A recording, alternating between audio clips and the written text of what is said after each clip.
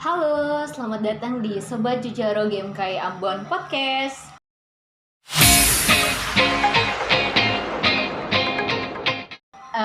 Oke, hari ini kita akan berbincang-bincang tentang perempuan produktif di masa pandemi. Nah, sebelumnya saya akan memperkenalkan narasumber kita. Dia adalah seorang pendiri komunitas lingkungan. Selain itu, dia juga guru di Sekolah Alam Volunteer, berprofesi sebagai seorang artis, influencer, dan juga seorang yang suka membuat konten-konten kreatif. Nah, siapakah dia? Dia adalah Olivia Jasso atau sering disapa Kak Olive. Hai semuanya. Halo Kak Olive. Sobat Jujaro ya? Iya, Sobat Jujaro GMKI Ambon. Ya Kak Olive, bagaimana kabarnya? Puji Tuhan, alhamdulillah baik Ya, sekali. yes. Semangat, yes. Oke, Kak Olive. Namun sebelumnya perkenalkan dulu ya, saya perkenalkan saya Sendata Halele, saya sebagai host hari ini ya teman-teman. Oke, langsung saja kita kepoin dulu nih Kak Olive. Kak Olive, kalau boleh tahu ya, kakak sekarang kesibukannya apa sih? Sibuk sekali. Sibuk sekali ya. Sekarang kesibukannya lagi skripsian, Iya. terus juga lagi kuliah, terus lagi ngurus project-project dan program-program dari Demulung, dan juga buat video edukasi, isu-isu sosial yang Iya. dibuat. Terus juga lagi sibuk kerja. Wow. Terus juga sibuk apa lagi ya? Banyak lah. Yang pasti adalah sibuk sekali ya. Sibuk sekali. Oke, tadi sempat saya dengar Kak Olive bilang lagi skripsi, lagi kuliah. Ya ampun, itu bagaimana ceritanya ya? Kalau begitu saya ingin tanya dong Kak Olive, bagaimana caranya sih Kak Olive tuh membagi waktu antara karirnya Kak Olive sama kuliahnya Kak Olive, terus mungkin sama kesibukan-kesibukan lainnya Kak Olive. Gimana sih caranya Kak Olive bagi waktu? Cukup sulit sih sebenarnya ya, dengan kesibukan yang begitu banyak. Kadang teman-teman di luar sana atau kayak lihat media sosialnya Olive, oh sibuk sekali ini dia bagi waktunya kayak gimana, aduh menderita saya. Jadi tipsnya itu Olive kalau di kamar itu ada notes yang Olive tulis. Jadi semua aktivitas atau rencana-rencana kedepannya tuh harus ditulis di situ supaya saya lupa. Ditempel di dinding supaya setiap bangun pagi atau setiap masuk kamar langsung lihat, oh ini apa sih yang sudah dibuat, apa yang belum dibuat. Jadi selalu dikasih centang, di-cross check gitu ya. Di-cross check mana yang sudah selesai, mana yang belum. Dan di buku juga selalu ada buku kecil yang Olive bawa kemana-mana. Itu selalu ditulis kalender setiap bulannya. Jadi di lingkar, oh tanggal segini apa yang harus dibuat, tanggal segini apa yang harus dibuat. Tapi kadang-kadang memang suka bertabrakan juga dengan kuliah, dengan skripsi juga. Sebenarnya memang harus fokus di situ kan kalau kerjain skripsi, tapi ternyata banyak tanggung jawab di luar sana yang harus diselesaikan. Jadi ya pelan-pelan tapi harus tetap jalan. Apalagi sekarang juga Olive kerja di salah satu stasiun TV. Jadi terus programnya juga bukan cuma di studio, tapi harus keluar Maluku. Jadi kadang-kadang kayak 2-3 hari di luar Ambon. Terus jadi harus pekerjaan atau tanggung jawab di Ambon tuh harus dipending dulu sebentar. Jadi nanti balik lagi baru bikin. Jadi setiap hari tuh pasti ada yang dikerjakan. Setiap hari pasti ada yang dikerjakan. Bilang capek sih, lumayan sih sebenarnya. Tapi tenang, Olive tuh solusinya selalu pakai koyo kalau capek. Jadi bagi waktunya itu dari pribadi, karena dari awalnya sudah memilih untuk jalannya seperti ini, jadi harus bertanggung jawab di situ. Dan tipsnya itu harus catat apapun yang harus dilakukan, apapun yang mau dilakukan harus dicatat supaya saya lupa. Iya, itu adalah cara simpelnya dari Kak Olive ya, untuk bagaimana Kak Olive tuh menjadwalkan setiap kegiatan biar tidak bertabrakan gitu. Benar. Ini juga merupakan tips yang baik buat teman-teman yang di luar sana untuk mungkin yang super duper sibuk kayak Kak Olive, bagaimana caranya supaya bisa mengatur waktunya, jadwalnya dengan baik ya. Iya ya, tadi sempat saya dengar juga kalau Kak Olive tuh lagi skripsi, lagi kuliah dan sebagainya, ada kesibukan lain, bekerja di stasiun TV, sibuk-sibuk keluar. Lalu gimana sih dalam prosesnya itu loh, pasti ada yang bertabrakan kan Kak Olive? Iya benar. ada nggak yang kakak korbanin gitu demi jalan yang lainnya? Kalau ya benar, kalau ada yang bertabrakan pas waktunya ya pasti harus ada yang dikorbanin. Lihat dulu mana yang jadi prioritas. Iya, prioritas Jadi ketika ada yang bertabrakan harus lihat, oh kalau Olive jalankan yang ini kira-kira dampaknya seperti apa. Iya. Kalau yang jalankan yang satunya dampaknya seperti apa. Jadi benar-benar harus lihat prioritas yang mana. Iya benar ya. Kalau masih bisa dihandle orang lain ya akan minta tolong untuk dihandle orang Iya. lain dulu. Tapi kalau misalnya benar-benar cuma Olive yang harus lakuin itu, berarti ya itu yang harus dilakukan. Iya, benar ya. Gitu sih. Jadi pasti ada saya kayak jadwal yang bertabrakan gitu-gitu. Cuman itu strateginya ya, Nah, Olive, ya, strategi buat yang harus mengatasi hal itu ya. benar-benar. Jadi teman-teman untuk kalian di luar sana yang mungkin punya banyak jadwal yang dapat bertabrakan, teman-teman, Kak Olive punya saran ya, kalau harus bisa lihat itu prioritas. ya lihat dulu prioritasnya yang mana gitu. Gak semua bisa kamu lakuin Iya sendiri ya. benar. Oh ya, Olive punya satu kalimat yang selalu diingat nih. Seseorang tidak bisa melakukan semua hal, tapi seseorang bisa lakukan sesuatu. Jadi sesuatu itu yang kita lihat prioritasnya itu loh. Jadi ya tadi yang seperti Senda Iya. bilang kita tidak bisa bikin banyak Iya. hal. Nah itu seperti itu. Jadi memang ya kita lihat mana yang jadi prioritas dan yang mana yang paling penting untuk Oke, dibuat. ya. Selanjutnya ya kakak ya. Berbicara sekarang masa pandemi ya, Iya benar. banyak sekali kegiatan-kegiatan kita yang dibatasi gitu. Kalau kakak sendiri gimana di masa pandemi ini? Aktivitas kakak merasa itu terbatasi tidak? Cukup terbatasi, apalagi Olive yang aktivitasnya di luar rumah terus ya. Kadang-kadang di rumah, tapi kalau misalnya ada webinar atau yang lewat Zoom dan yang lain-lain itu baru stay at home. Tapi kalau aktivitas yang lain kebanyakan di luar rumah. Awal-awal pandemi tahun kemarin cukup stres juga karena benar-benar dibatasi, harus di Iya. rumah saja. Sampai cukup stres karena sudah bikin banyak hal nih. Oh, beta sudah bikin ini, beta sudah bikin ini. Kok belum kelar-kelar ya pandeminya ya? Jadi stres sendiri. Tapi pas sudah mulai cukup normal kembali, emang saya nggak ada normal lagi sih sampai sekarang. Tapi pas sudah agak sedikit Iya, baik-baik, sedikit membaik ya. oh sudah punya leluasa untuk beta bisa keluar rumah sebentar untuk bikin beta punya aktivitas yang cukup Iya. tertunda. Tapi banyak sekali yang akhirnya batal Iya. karena adanya pandemi. Terus sekarang juga kita punya planning banyak sekali untuk tahun ini apa yang mau kita buat, tapi ternyata ada varian baru COVID juga. Iya. Jadi akhirnya kita dibatasi Cancel lagi lagi ya, dibatasi lagi.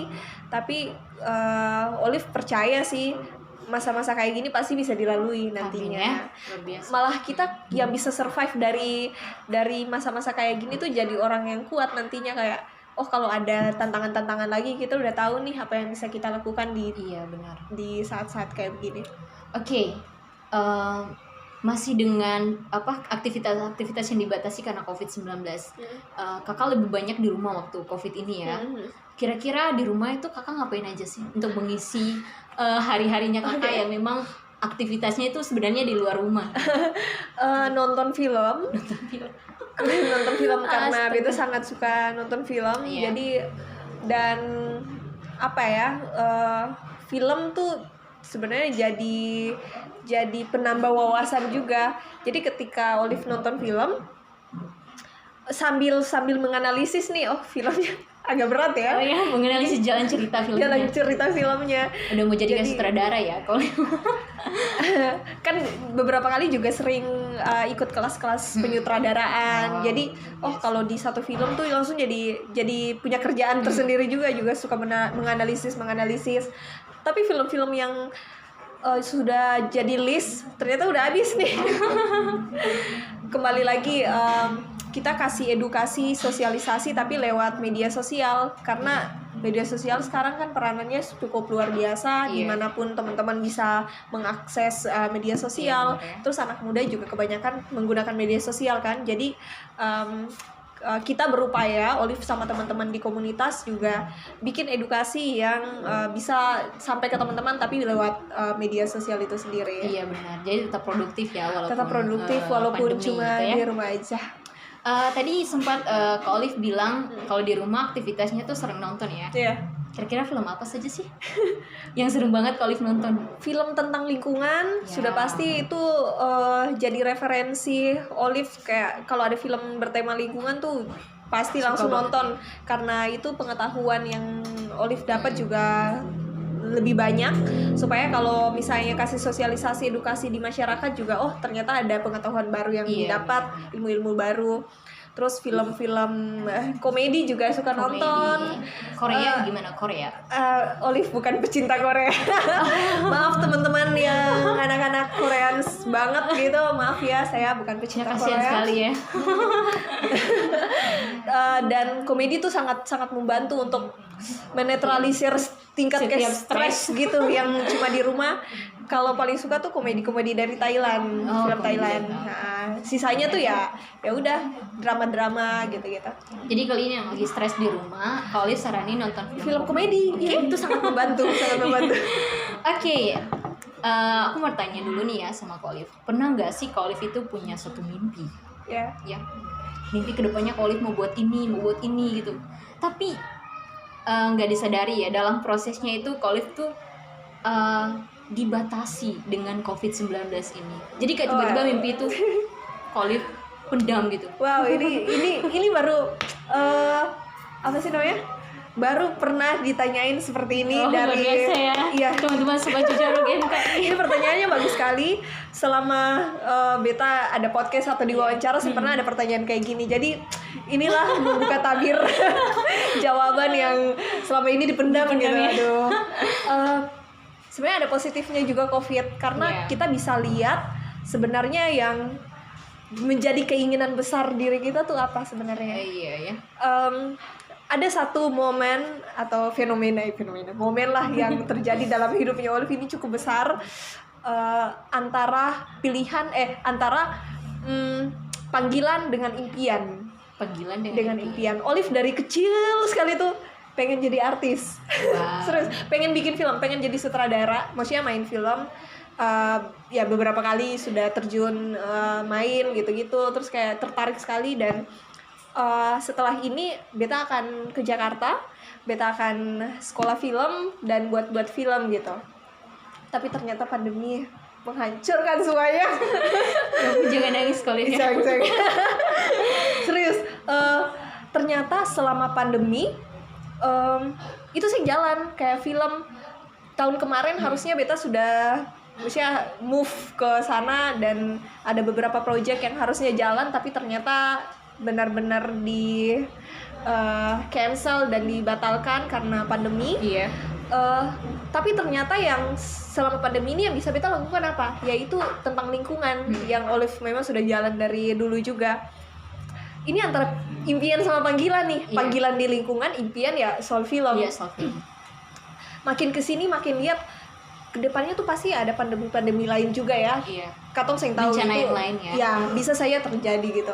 Tapi yang tetap bertahan tuh apa? Tentang lingkungan tuh Iya. yang akan pernah mati. Iya, bener. Dan sampah tuh masih banyak di mana-mana. Iya, Dan bener ya. itu yang masih Beta sampai sekarang bikin akan saya pernah mati. Kalau film tuh sampai sekarang Beta kayak bingung ini Beta mau bergeraknya kayak bagaimana. Paling buat video tapi yang seperti awal juga. Oh ternyata Beta punya jalan sebenarnya tuh di sini. Iya. Di panggilan ini, bukan Beta punya impian. Jadi memang harus ada dikorbanin. Jadi akhirnya yang awalnya Beta pengen move ke Jakarta untuk film dan yang lain-lain sudah merubah semuanya. Beta akan sekolah lingkungan nantinya. Wow. Akhirnya jadi akan tetap Hebat balik ya. selesai sekolah akan tetap balik ke Maluku untuk Beta jalankan. Beta punya yayasan tentang lingkungan dan tetap mengabdi di lingkungan. Jadi pandemi itu ada positifnya juga loh, membatalkan Olive untuk move ke Jakarta. Tapi Jadi itu tetap menjadi stay.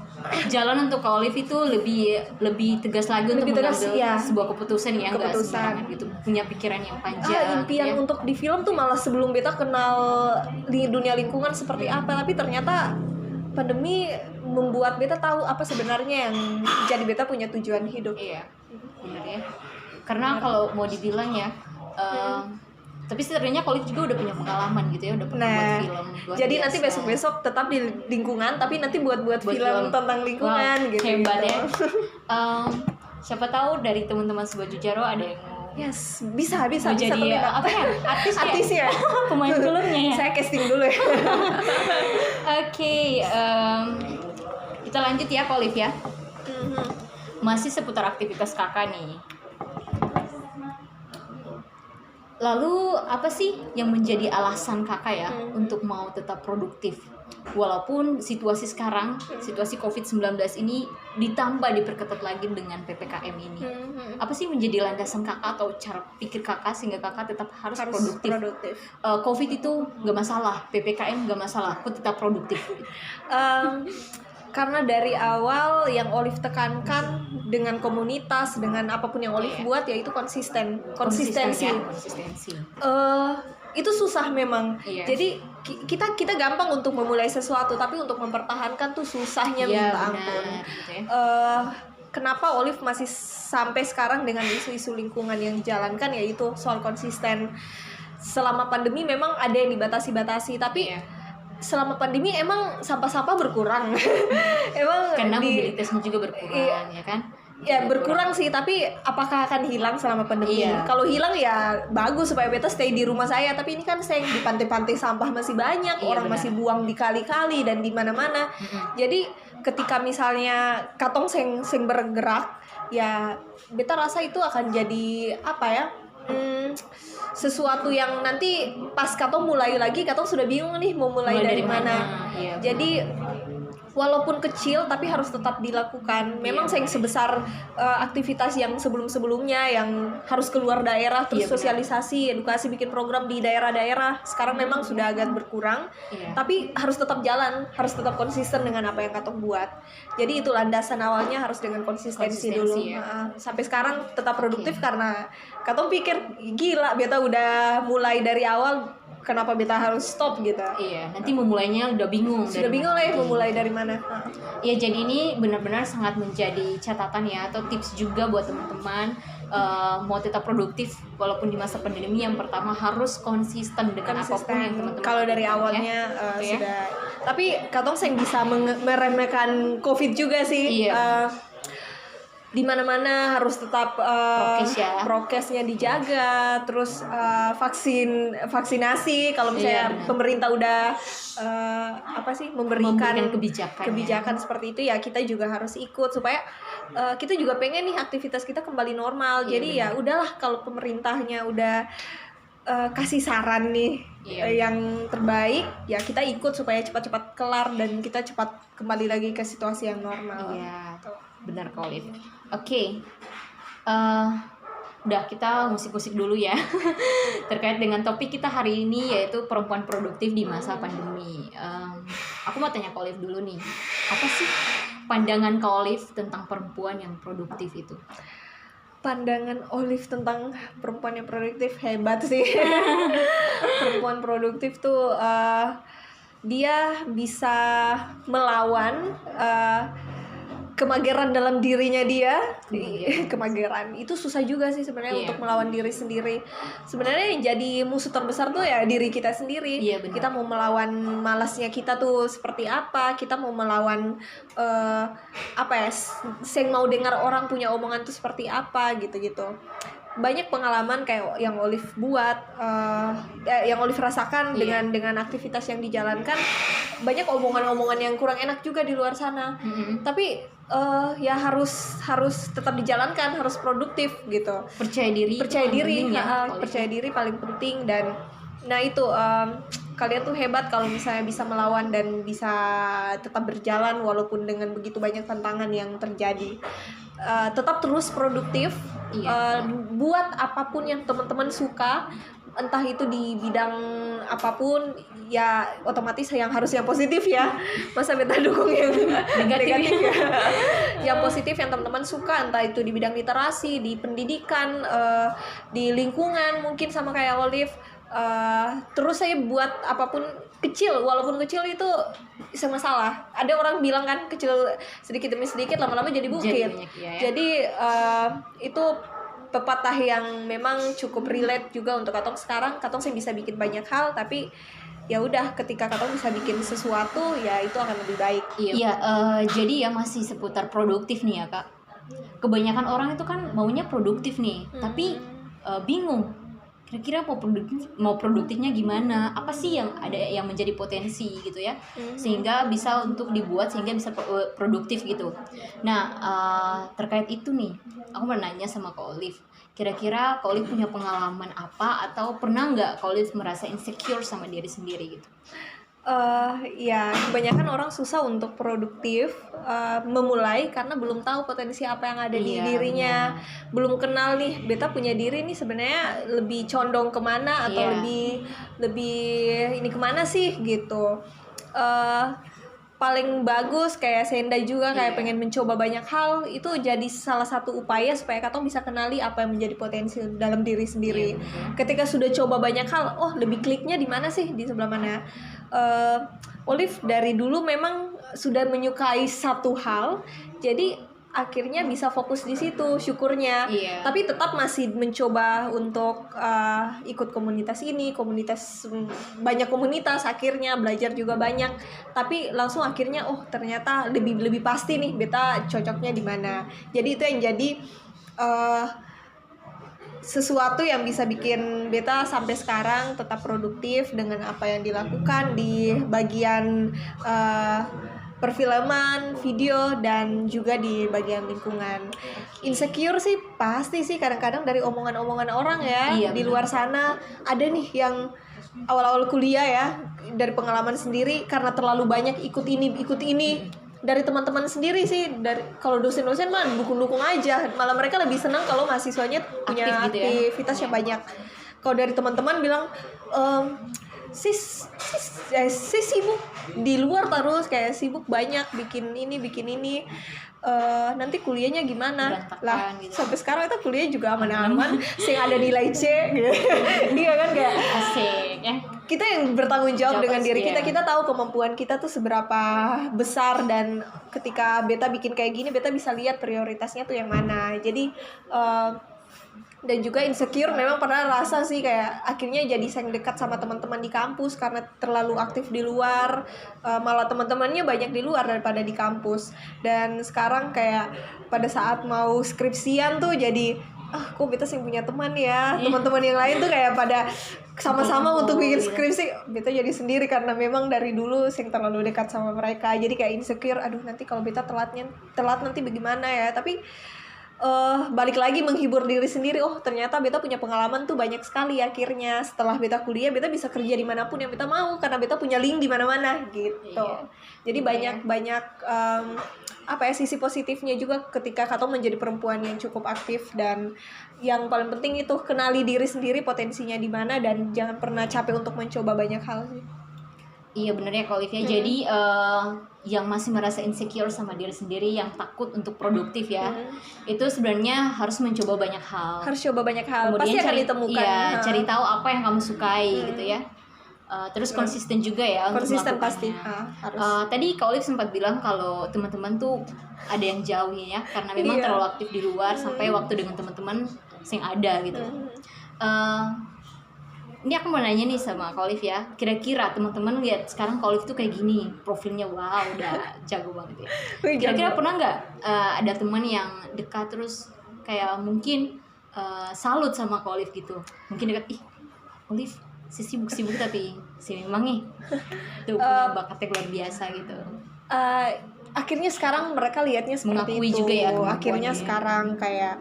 Tapi jadi yang enak juga kalau misalnya ketemu teman-teman, artis datang, itu paling bikin malas sih. Anggap beta tuh maksudnya ya udah kayak biasa saya, dan mari ketemu ngobrol kalau ada yang bisa itu kita sebenarnya bantu. Kayak sindiran atau gimana?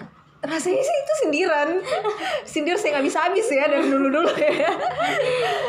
Tapi seru juga sih, itu jadi pengalaman. Akhirnya beta tahu mana benar-benar teman yang mendukung, mana teman-teman yang support, dan mana teman-teman yang cuma ya udahlah karena kita kenal ya udah kita ngobrol gitu. Jadi seru kalau punya pengalaman-pengalaman yang sering mengenakan, karena katong bisa tahu circle mana yang pantas untuk katong ada di situ. Bisa seleksi juga ya, bisa teman seleksi. yang baik kita makin ya. Dewasa katong punya circle pertemanan tuh semakin kecil, karena katong sudah belajar banyak nih. Oh, teman yang sing pantas untuk kata orang mana teman yang pantas untuk kata orang.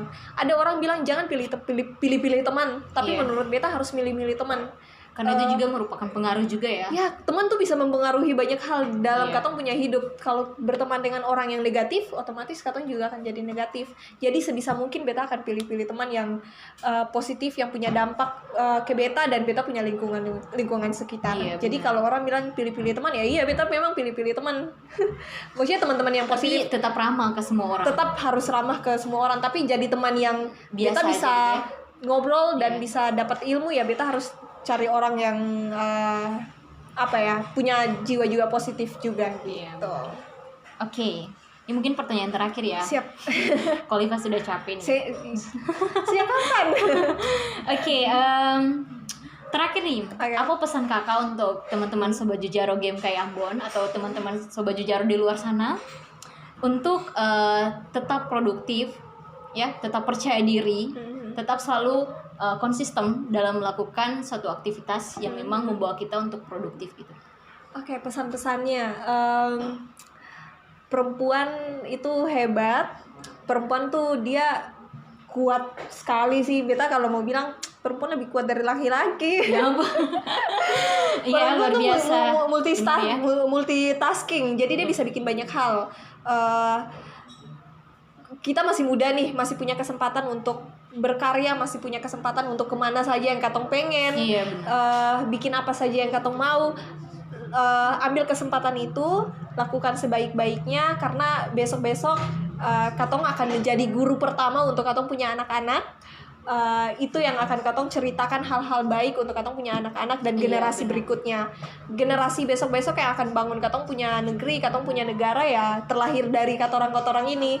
Jadi jadilah perempuan yang hebat, bukan hebat maksudnya dia harus kerja dan harus jadi perempuan yang berkarir, no, tapi jadi orang tua yang hebat itu bisa mendidik anaknya dengan bisa baik, mendidik dengan anaknya dengan baik, itu ya terlahir dari perempuan-perempuan yang produktif dari sekarang. Dia bisa bikin banyak hal dan jangan pernah dengar omongan orang yang menyakiti hati. Lakukan saja apa yang teman-teman mau dan rasa itu positif di bidang teman-teman masing-masing, di apapun yang positif. Terus lakukan konsisten dengan apa yang dibuat. Yakin dan percaya teman-teman akan jadi perempuan-perempuan yang dan ibu-ibu yang hebat untuk anak-anak dan generasi berikutnya gitu. Iya, oke, itu adalah pesan dari Kak Olive ya untuk teman-teman Sobat Jujaro GMKI Ambon dan juga untuk teman-teman Sobat Jujaro yang ada di luar sana. Semoga bincang-bincang kita hari ini memberikan motivasi, informasi yang positif bagi teman-teman semua untuk tetap harus produktif, harus tetap konsisten, lakukan apa yang teman-teman suka, jangan pernah menyerah, dan jadilah perempuan-perempuan yang kuat di tengah pandemi COVID-19 ini. Oke, terima kasih banyak untuk narasumber kita hari ini, Kak Olive Jasso. Semoga apa yang Kak Olive berikan, sinergi yang Kak Olive berikan hari ini dapat memberi manfaat bagi teman-teman Sobat Jujaro GMKI Ambon dan juga buat teman-teman Sobat Jujaro yang ada di luar sana. Ya Kak Olive, sebelum beta menutup katong punya bincang-bincang hari ini, katong dari Sobat Jujaro GMKI Ambon juga ingin menyuarakan rancangan undang-undang penghapusan kekerasan seksual. Mungkin Kak Olive bisa membantu juga. Benar, jadi teman-teman bisa sama-sama untuk menyuarakan tentang RUU PKS, yaitu kawal sampai legal, sahkan RUU PKS. Itulah perbincangan singkat kami teman-teman Sobat Jujaro GMKI Ambon bersama Kak Olive. Dan jangan lupa follow Instagram Sobat Jujaro GMKI Ambon dan nantikan episode podcast Sobat Jujaro GMKI Ambon yang selanjutnya. See you next time.